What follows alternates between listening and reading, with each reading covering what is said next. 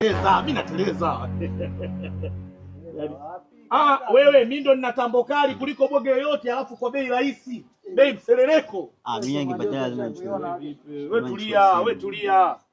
Nataka muongee nini? Habari zenu? Salama. Salama tu za kwetu bwana. Wewe kaka, habari yako bwana? Babu, si ushasalimia kwa wote? Au ndo unataka salamu ya moja moja? Habari yangu wewe kuhusu, ila nipo maskani. Shida mimi sio dalali.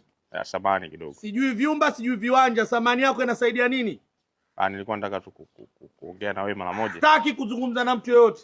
Sizungumze na mtu. Siongee na mtu usemjua babu. Siongee na mtu usemjua, Rasta. Siongee na mtu usemjua. Nilikuwa nahitaji tu tuna mazungumzo kidogo kuhusu. Sitaki mahitaji ya zungumzo ya mtu yoyote. Nilikuwa nataka kujua tu kuhusu hiyo simu kidogo. Kwa nyinyi simu wamiliki watu wengine, tukimiliki sisi, wewe unataka mazungumzo na mimi. Ili iweje? Sasa nanga ununue. Kama unataka kununua nyingine kama hiyo. Sitaki na wala siuzi babu. Sasa siusikilize kwanza. Sitaki na siuzi. Hiyo simu ulinunua, una receipt yake? Nini? Simu hiyo una receipt yake? Receipt ninayo, wewe inakuhusu nini? Okay. Nimenunua dukani na receipt ninayo, wewe nani? Hamna shida. Wewe nani? Wewe nani? Samani. Nakusikiliza kaka. Mimi naitwa nakusikiliza mkubwa. Naitwa Afande Gamba. Nakusikiliza mkubwa. Tulikuwa tuna tatizo kidogo ambalo lipo. Wewe, rudi hapo. Kuna shida kidogo ambayo imetokea. Tumsikilize mkubwa anaongea. Nyamazeni. Nyamaza basi.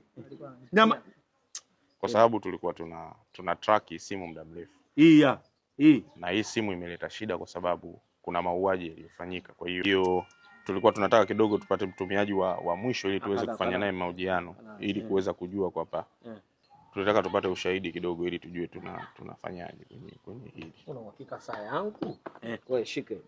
Okota. Sasa Afande. Hivi? Okota hiyo. Afande. Ulikuwa unasema Afande? Mimi nadhani tungemchukua tukaenda. Hii imeua. Huyu tungeenda naye sasa kwa ajili ya nilikuuliza mwanzo. Utajielezea kituoni. Ngoja nazungumza na mkubwa. Mkubwa. Nilikuuliza toka mwanzo kwamba hii simu umetoa wapi, lakini nimeshakwambia kwa sasa hivi nimeokota, nimeuziwa, nimeokota. Sasa sisi kama serikali, na maana utaenda huko kajieleze na kutoa maelezo juu ya hii simu ili tuweze kujua nani kaua na nani hajaua. Basi kwa sababu ni serikali wangeenda nayo. Hebu shike. Haya.